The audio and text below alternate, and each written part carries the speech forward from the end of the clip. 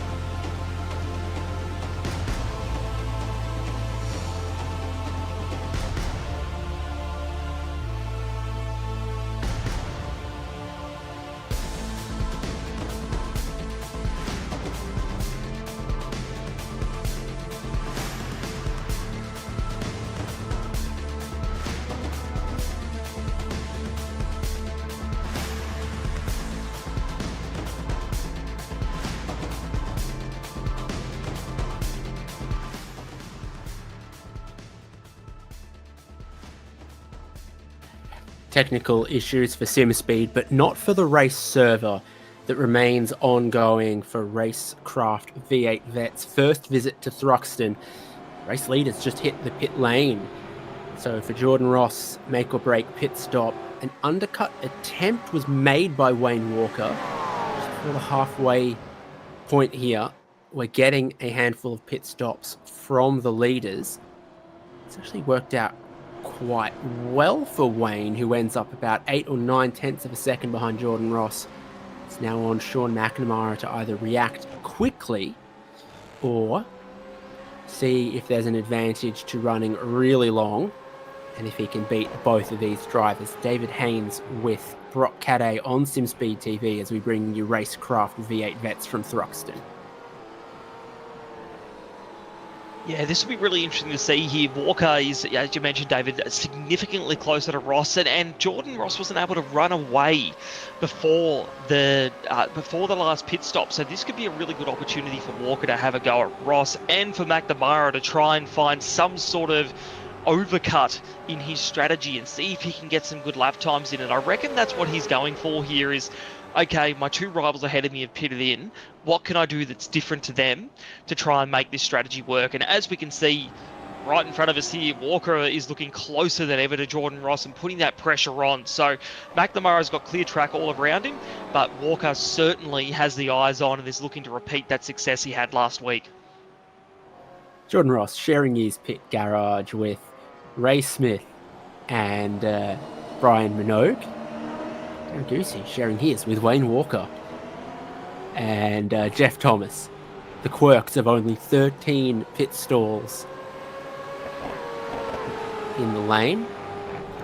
We've now had almost everyone pit except Sean McNamara, Justin McLean, and David Nash. Feels like a track where the tyre undercut would be pretty juicy.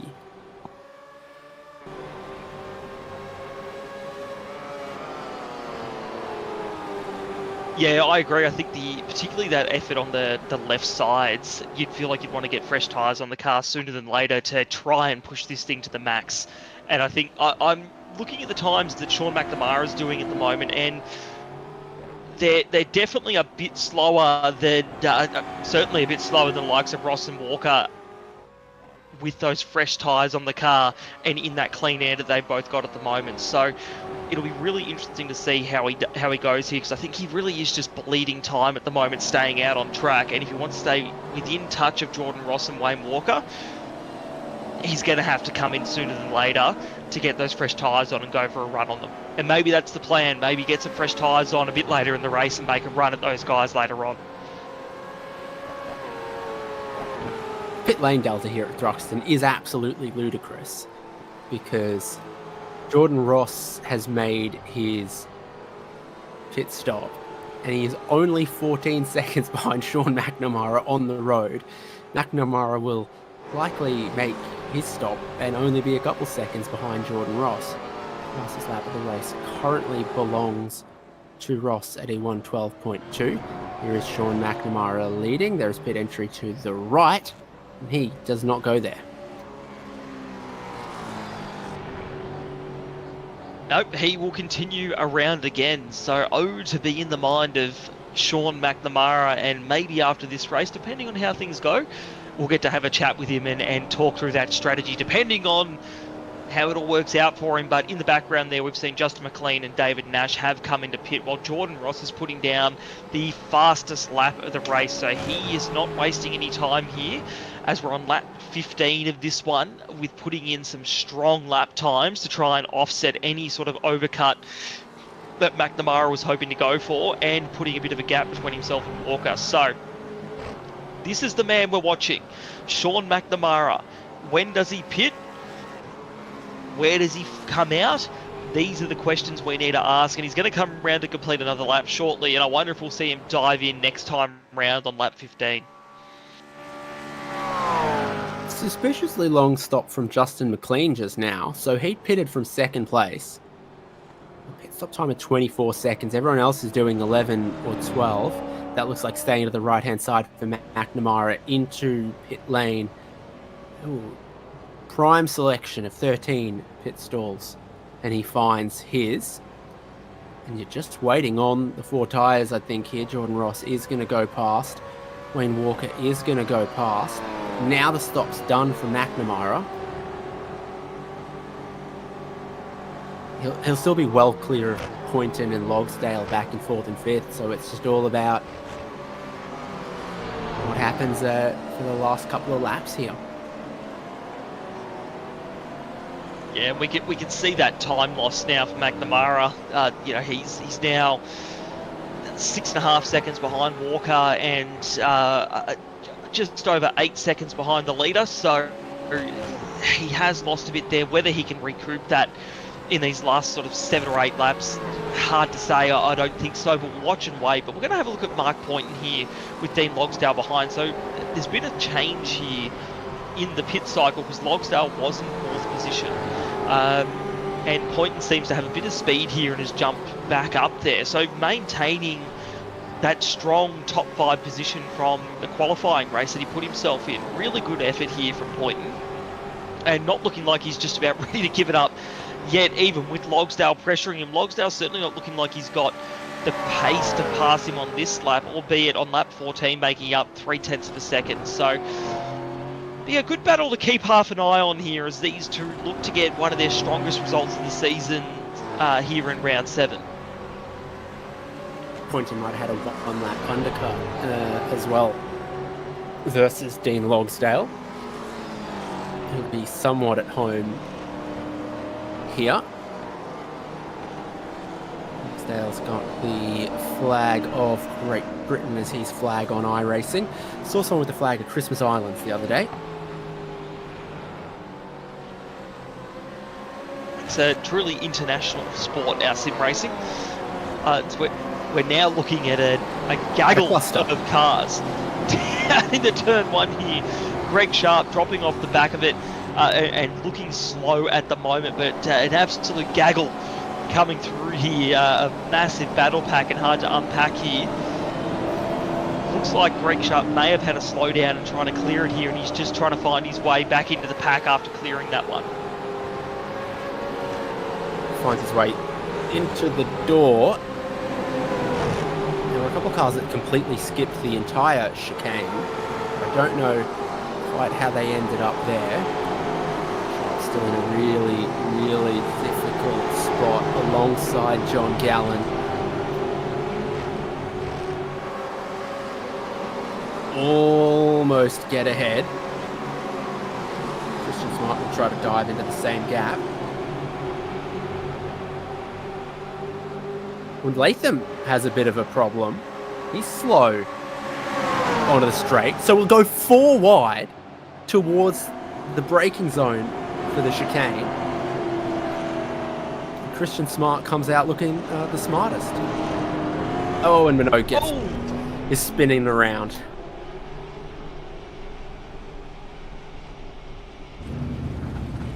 And the race control channel is blowing up at the moment from this last lap and a half of incidents, but Brian Minogue, the ultimate loser out of that one, ending up turfed in the fence there. I believe a similar thing happened in the qualifying. This is the incident. We're just looking at a replay here on lap 16 of John Latham and Greg Sharp. Okay. They were banging doors before they even got in the braking zone there, coming into that last chicane.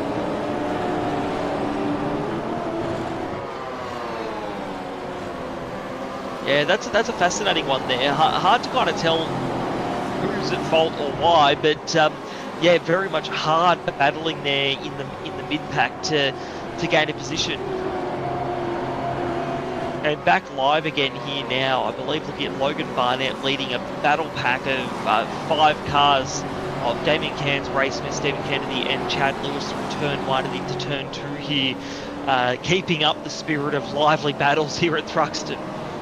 This is the case study of, can a tyre offset towards the end of the race help you more or account for versus a tyre undercut from the earlier stop? Because Logan Barnett pitted the minute the compulsory pit stop window opened at just lap 2. And that has jumped him an incredible number of spots, finding some clean track while the mid-pack was incredibly chaotic for 10 laps or so.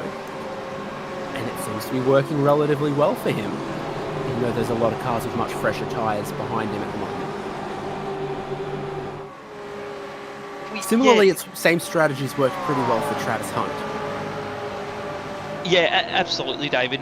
We talked about this earlier, is that if you can't set up a pass perfectly around here, you're not going to get it done. And that's what we've seen, is that these guys, even if they're on older tyres, they can just defend enough that they ruin the run of the guys behind them and the move can't get done. So, interesting to see. We thought maybe there wouldn't be as much variety in strategy with only the one compulsory pit stop, but there are some guys who have certainly had a go at something and it's working for them, as now we're on board with Jeff Thomas and Travis Hunt, teammates, both on the Zoom wall at the moment, and we're going to watch them following each other around here through the middle part of this Thruxton circuit. Looking back from Jeff Thomas at Travis Hunt at the moment. Jeff Thomas currently in the same position he started, and as you mentioned, David, Travis Hunt up 15 positions with a similar strategy to Logan Barnett. Always cool to see the different setups and how they attack the circuit. I just have to say to Travis Hunt, is that a Cam Waters cutout in the background? Am I not mistaken? He might have gone to Gold Coast the other weekend. There's usually a Cam Waters cutout sitting in one of the supermarkets in Surfers Paradise from memory, so he might have been able to snag one of them and bring it home to be his spotter, I reckon.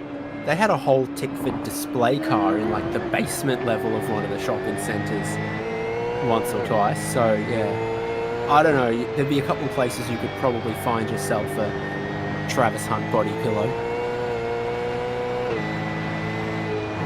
A Travis Hunt body pillow. All right, we'll have to ask him that one after the race. Cameron Waters cut out. Whatever floats your boat. Whatever floats your boat. That's it. We'll have to give Travis Hunt the timestamp of this one later and see what his explanation is for the Cam Waters cut out. I'm sure there's got to be a good one behind it, but he got very close on that last lap in the chicane to his teammate, but didn't quite tap him, so he'll keep going around here. But I'm sure Travis, after a less than ideal qualifying, will be pretty happy to take home plus 15 positions on where he started. Still a little while to go in this one. Only really 2.5 laps here at the moment. But these guys, that's when it all starts getting hotter here. That's when these guys start battling. So we've got Stephen Kennedy and Ray Smith all over each other at the moment. And behind them, Chad Lewis as well, looking to make something of this battle. But nothing's going to happen at the chicane here. But all these guys are starting to think, how can we make these last 3 laps work for us? So I wouldn't be surprised if we see a little bit more argy-bargy, because there's a few close battles, but I reckon it'll be a fun one. Kennedy's pace has dropped a little bit. Sharp is under attack from Mackay. Ooh.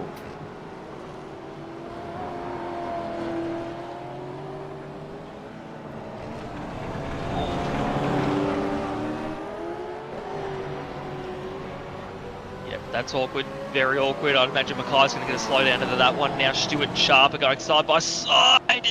Oh, nearly making contact. I think they might have kept out of each other there. And now going into turn 3 here, Stewart's still down the inside. Nope, he's going to go in behind Greg Sharp.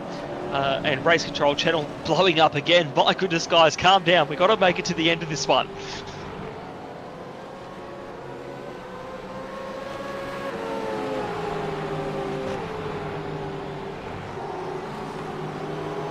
This is 3 drivers that if you told me they were battling for 8th instead of 28th, I'd believe you. Greg Sharp, Michael Stewart, Scott Mackay, the last 3 cars running and talk. You wanted more creative angles, Brocky. We're getting that. It's a view of a light fitting. Oh, no, sorry, that's the full moon. Oh, well, I mean, no wonder we're seeing some crazy racing here tonight, David. The full moon's out at the moment, so Michael Stewart's giving us a beautiful view of either the full moon or his overhead lamp to make sure he's got good light over his sim rig. And we've got Greg Sharp there on the left side of the screen in his rig as well, as these two battle it out for 28th and 29th. And as you said, David, not usually where we would expect to see some of these names, but clearly the night hasn't been quite what they would have expected. But we've just had Jordan Ross actually start the final lap of this one in what has been a fairly dominant display from pole position.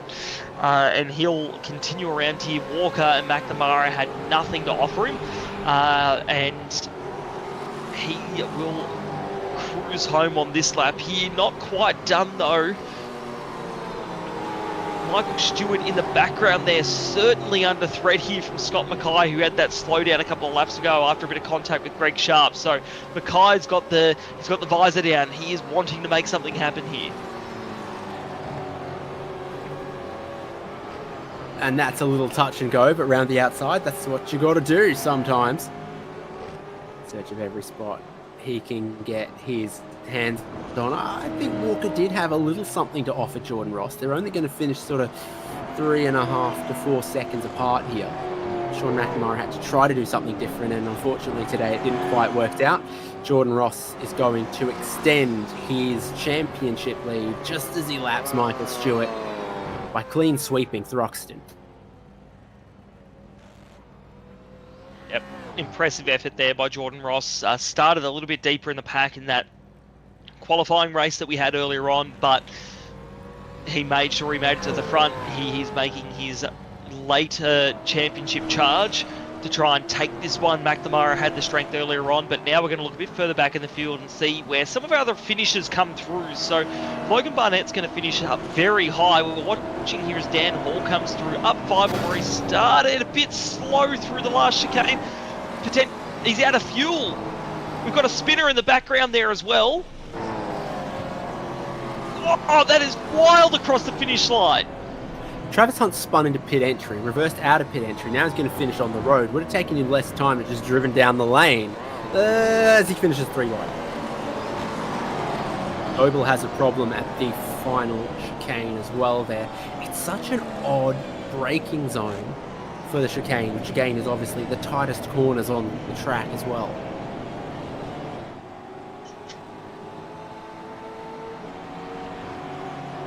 Yeah, absolutely. And in the background, we're hearing, speaking of tightest margins, that was the gap between Jeff Thomas and Chad Lewis there across the line. The tightest of tightest margins. But what a wild finish to that one there. And in the end, as you mentioned, David, Jordan Ross took it all away, but plenty to talk about out of this sprint round.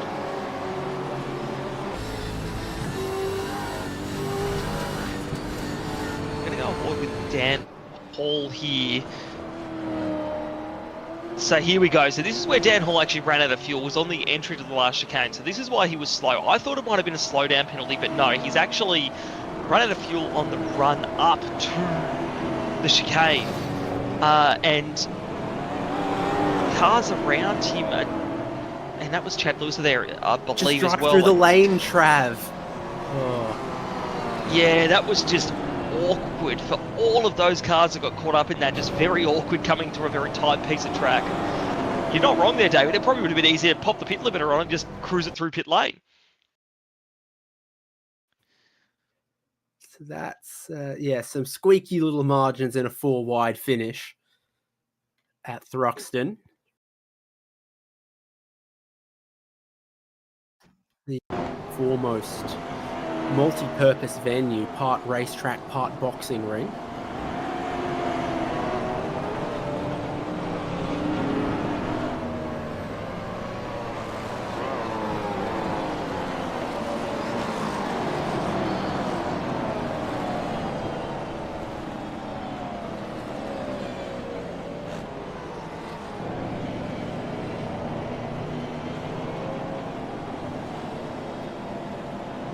Absolute pandemonium across both races, and it finishes like this. Jordan Ross takes some chocolates. Good results back to back for Wayne Walker as he begins to impose himself again on the championship after a shaky beginning. Sean McNamara finishing third, Poynton and Logsdale fourth and fifth. David Nash from 10th to 6th. Scott Gamble finishes 7th. Wayne Sanderson 8th. Logan Barnett plus 25 positions with a very early pit stop. The track position was king, and so was an undercut. So if you could do both, bada bing, bada boom, Logan Barnett, big mover in this 90-kilometre race. Damien Cairns completing the top 10, just ahead of Stephen Kennedy in 11th. Ray Smith in 12th. Dan Hall in 13th from Jeff Thomas, Chad Lewis, Luke Allman, Lorne McKee, Justin McLean 18th after a long stop, and then Ken Latta and Robert Crisdale completing the 20. Yep, then we've got Matt Brunt in 21st, Darren Goosey in 22nd, Christian Smart in 23rd, Travis Hunt, even with his issues there at the end, in 24th, Andrew Rushworth 25th, Brad Doble in 26th, John Gallen 27th, Greg Sharp 28th, Scott Mackay 29th, and Michael Stewart 30th, all involved in that battle pack we saw towards the end of the race. And rounding out our field here tonight, John Latham in 31st, Brian Minogue in 32nd. Then I believe we have our non-finishers for the night here, Dean Flavel, Jamie McKnight, and Sean Vandermeulen rounding out our field here.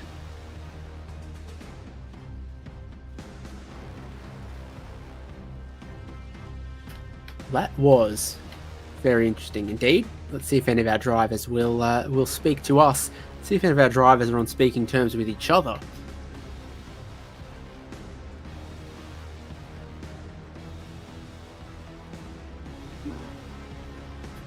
Sean McNamara joins us then. Hello. Hello. Apologies if anyone heard that bit, but hello. What do you make of all of that then? I don't know. That's a really, really good question. We were just having a chat about it actually. The qualifying thing was actually really cool. Seeing who was sort of playing games and who was trying to qualify towards the back of the 10. Their first race was really good. It was just enjoyable. It is good when you can race. Thruxton's not a bad track. It's just when you sort of just get in that succession thing. The second race was probably a bit processional, but look, I don't know what the action was like behind. There was plenty of calls coming into race control. but they did a good job tonight. But look, good fun track. It's just nice to get a result back on the board, and yeah.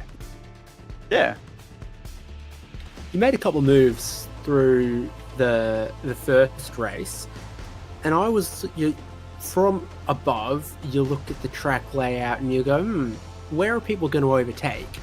And the answer was more places than I would have thought.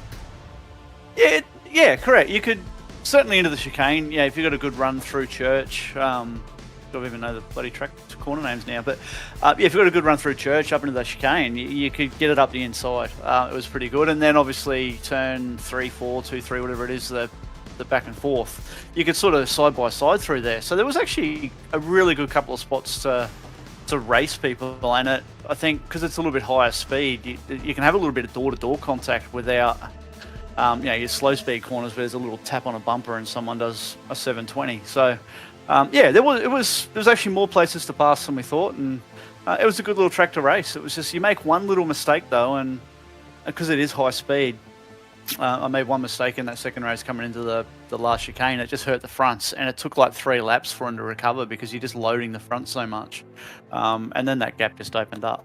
But yeah, good little track. I'm glad it's done though. But yeah, good fun track. And it's nice to see Vets doing something different with the qualifying and the sprint race. So it was good. And so then what was your strategy for race 2? Well, I just wanted to sit with Wayne and Jordan, to be honest with you. And then, like I said, I made that mistake and just sort of fell off the back a little bit.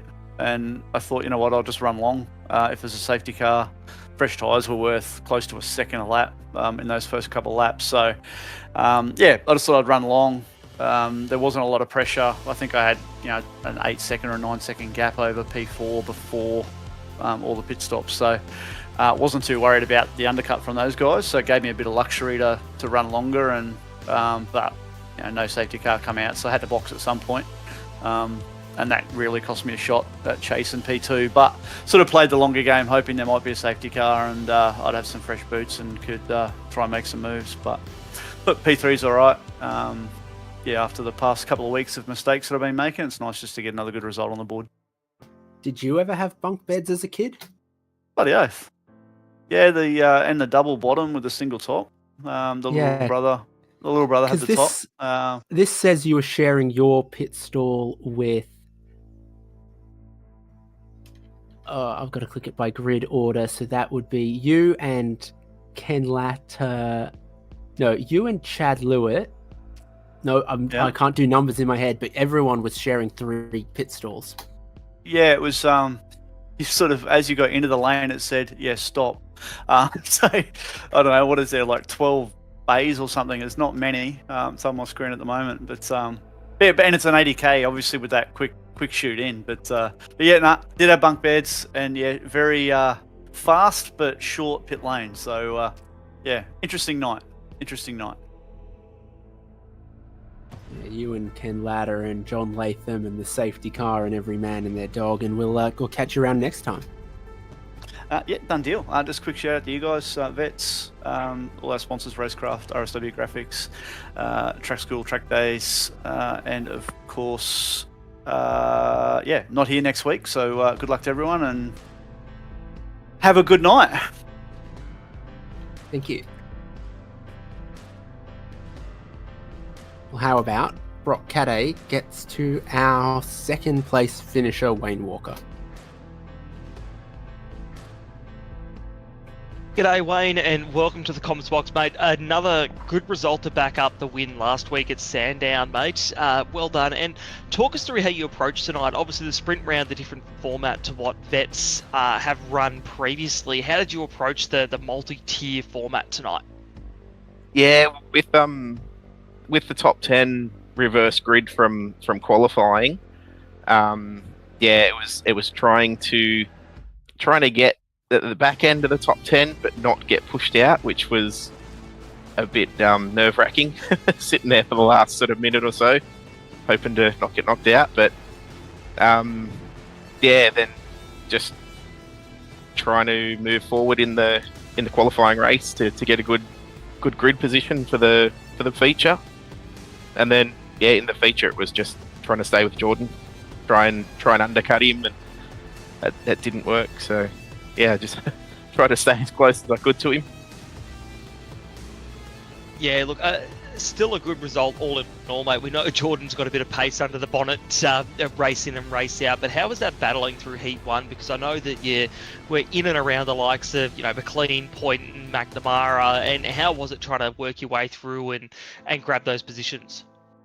Oh, it's a tough track. It's a tough track to pass anyone on. So it took me quite a while to get past Justin, and then when I did get past him, I ended up getting a slowdown on the next lap, and I had to let him back through because I had to slow down and clear it. So it was difficult getting through, and then Jordan got through as well, which I was hoping wouldn't happen, but yeah, you can't hold Jordan back. No, that's it. We often say that in commentary, mate. When he wants to make a move, he will get it done. So overall, mate, like, what did you think of tonight's format? Very different to what we're used to in V8 Vets, but did you enjoy it? Was it something a nice, fresh approach to racing in V8 Vets? Oh, it's definitely something different. I didn't mind it. It was like you sort of had to sort of think about what you were doing in quali. If you qualified up the front, then you back to 10th, and it'd be hard to get back up the front for the feature. So it was a bit more sort of strategy coming in, a lot more to think about, and probably a bit more risk in qualifying of like missing out on that top 10 and starting a long way back. Yeah, interesting. A bit more strategy thrown at it. So what's the approach, mate, for the rest of the season? Obviously, you've had, unfortunately, the first few rounds didn't go your way, but you've really had a resurgence in these last few rounds. What's your approach for the back end of the season? Are you just all gung-ho? Is there some strategy behind it? Like, talk us through that. Oh, just pretty much try and beat Jordan. that's the goal, but he's so quick. You've got to have a perfect night. And not put a foot wrong to beat him, but it's just going to be trying to get more wins. Well, you've done it once this season, Wayne. I reckon there's a chance you could do it again. But before we let you go, is there anyone who want to shout out or thank? Just all the guys from V8 Vets. All the guys who run it. Race Control as well, all their hard work, all the incidents and that they have to look through. You guys for the broadcast, you do an amazing job every week. Congratulations to Jordan and Sean. All of our sponsors, Abbey Timber, Primal Wheels, Box and Lock Narang, and Modern Deck, and my team as well, Accelerate Sim Racing, all the guys from there for all their help as well. Excellent. Thanks, Wayne. Well done tonight, mate. We'll see you next week. Thank you. And David, I'll drag in Jordan Ross, our race winner tonight, after a strong result.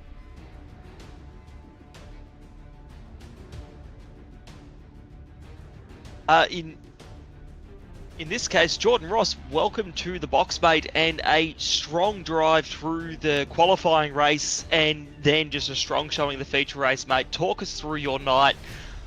It was a strong one. You showed your pace yet again. How do you approach this sprint round? Hey, Brock. Yeah, it was, I really enjoyed that track. That was, like, on paper, it didn't look too exciting, but to drive, it was really bumpy and, had a bit of character about it. And, down through, like, Village and Church, you were sort of hanging off the steering wheel to try and get the thing online so you could hold it pinned. Mega track to drive on. Fun little race track as well. Had a good little race in the heat race with a couple of the guys. In qualifying, we're all just playing some games. I think we all lost a little bit of pace between practice and qualifying, trying to get as far up as we could because it's probably not the easiest track to pass. But mate, all in all, fun night and really enjoyed it. Great to hear, mate. And what was your strategy going into the feature race? Obviously, the qualifying race didn't have that compulsory pit stop, but the feature did. How did you approach? When do you want to change your tyres? Get that little lick of fuel on. The pit lane was tiny compared to what we're used to. Was all of that going through your mind as you were leading the race? Yeah, I actually got a good start, and I started to get a little gap over Wayne. As the laps went on, I probably used my tyres up a little bit too much in those first few laps, and he sort of came back at me and then went for the undercut. And I was probably about to stay out for one more lap, but ended up getting a bad run through the chicane on that lap, so I thought I might as well pit. Very next lap after Wayne, and luckily enough for me, I was able to just get out in front of him. So it would have been tight. Another lap, I definitely would have fallen behind him, but it was really just like I was looking at where Sean was. He was about 3 seconds back, and I thought at that point that maybe Wayne had already undercut me, so I was more thinking about maybe going a little bit longer, waiting for Sean to pit, and then sort of use the tyres to try and come back at Wayne from second place. But like I said, that bad run through the chicane on that in lap meant I just took to the pits, and it all worked out in the end.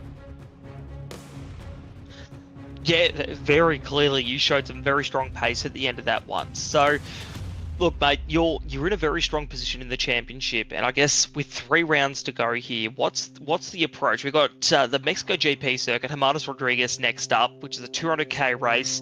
Do you just approach this as you have the last couple of seasons where you've been successful, or is there a bit of pressure coming from behind with the likes of McNamara still just within range at the moment? Oh yeah, Sean will be having a crack for sure. We're both having a bit of a crack this season, and actually, you know what? I'm not sure whether he's gonna. We were just talking in the green room, and he said he might be on holidays next week. So, I'm not really sure, but maybe that might be his drop round. So there's still going to be pressure right to the last round, and it will be a tight one at the end of the championship. But we'll just keep approaching it the same way. Try and just win every race, and if we can't win, try and get a podium or top 5. Yeah, excellent, Jordan. Well, another great result for you here tonight, mate. And before we let you go, is there anyone you want to shout out or thank? Just everyone who turns up, puts on the broadcast, run at SimSpeed, and behind the scenes doing the broadcasts. You, David, and Dan, and of course all the organisers of Vets and all the competitors, and congrats to Wayne and Sean. Good night's racing. Thanks, guys. Thanks, Jordan. Well done, mate. We'll see you next week. Cheers. That was our race winner, Jordan Ross, from tonight on a strong run through to the end of this season.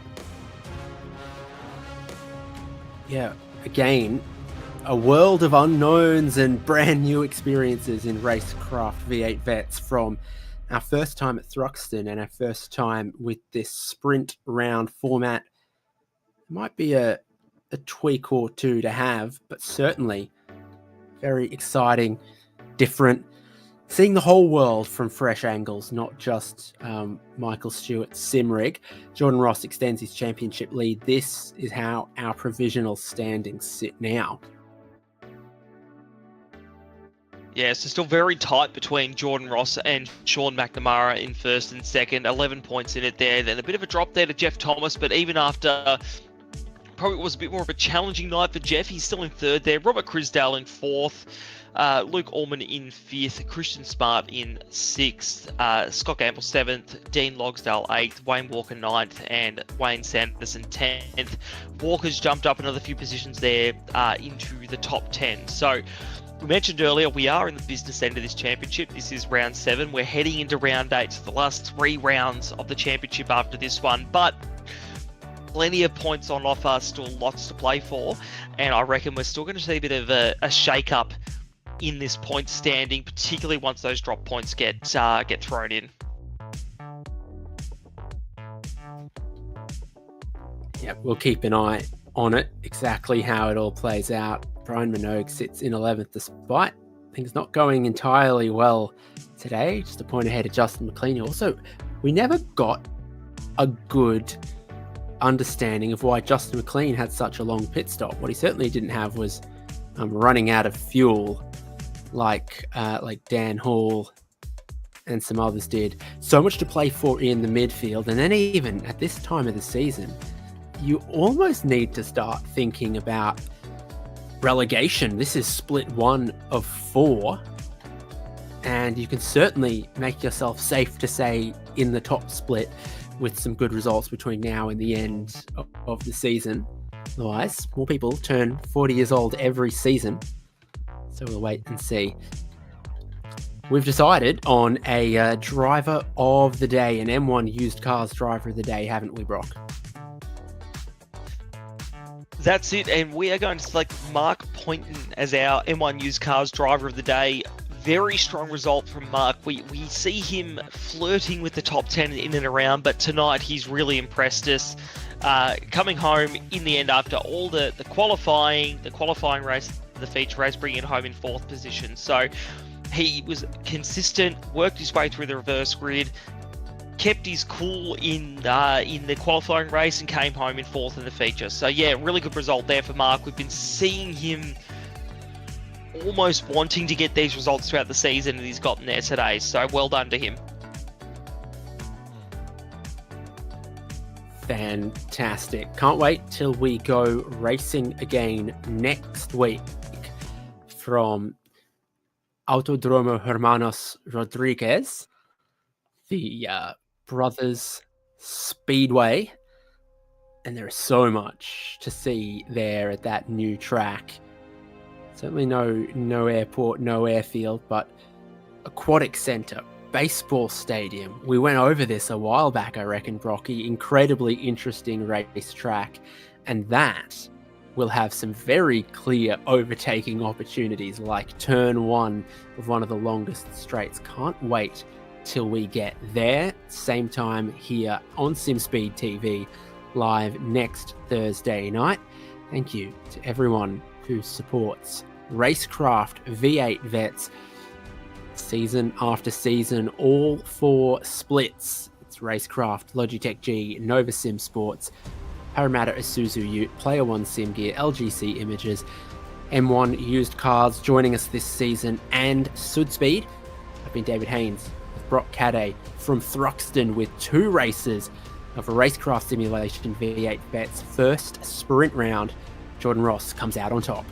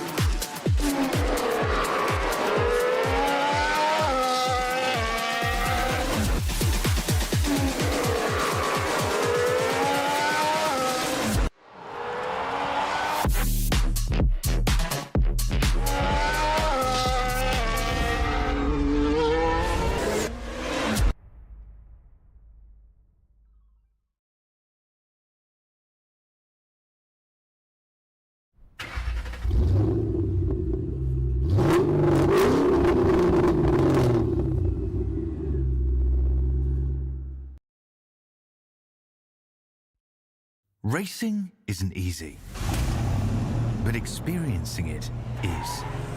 iRacing puts you in the driver's seat with the industry's leading sim racing game. Drive on laser scan replicas of the greatest racing circuits from around the world. Go head-to-head against other drivers chosen by skill-based matchmaking to ensure competitive racing at every level.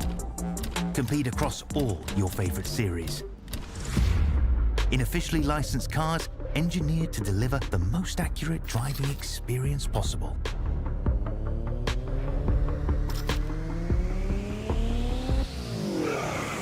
Join a race race or host your own with players from across the globe.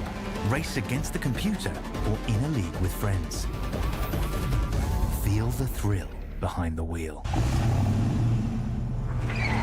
Visit iRacing.com.